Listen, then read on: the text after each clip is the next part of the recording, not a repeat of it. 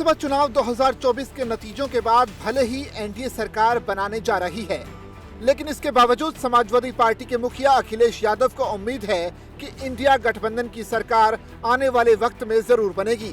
पत्रकारों के सवालों का जवाब देते हुए अखिलेश यादव ने कहा कि लोकतंत्र में जब गिनती होती है तो आस और उम्मीद कभी खत्म नहीं होती। देखिए, चुनाव अलग तरीके से होता है और सरकार अलग तरीके से बनती है। सरकार गिनती से बनती है। जो सीटें हमें जीतनी थी, जहां हमें उम्मीद थी, वो सीटें हम नहीं जीत पाए। कई कारण होते हैं उसको, लेकिन कई जगह उत्तर प्रदेश में देखने को मिला है कि प्रशासन ने जानबूझ करके सीटें हराई। फर्रुखाबाद उसमें उदाहरण है। वहां का पूरा प्रशासन सरकार के लिए काम कर रहा था। इसलिए जो सरकार बनेगी वो गिनती से बनेगी।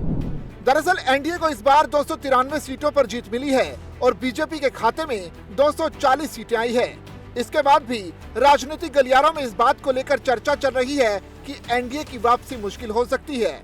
वहीं अखिलेश यादव ने अग्निवीर योजना को लेकर भी बात की और कहा कि समाजवादी पार्टी इस सिस्टम को कभी स्वीकार नहीं कर सकती।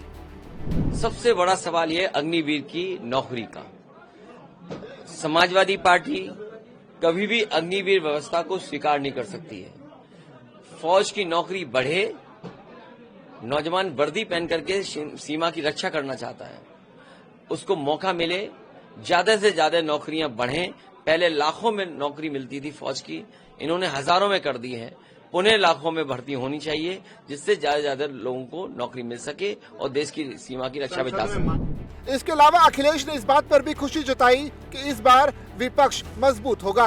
देखिए, खुशी की बात यह है कि विपक्ष इस बार मजबूत होगा और विपक्ष की जो आवाज है वो दबेगी नहीं। और वहीं कई महत्वपूर्ण सवाल हैं जो चुनाव में जनता के बीच में रखे गए थे। खास बात यह है कि इस बार बीजेपी को उत्तर प्रदेश में तगड़ा झटका लगा।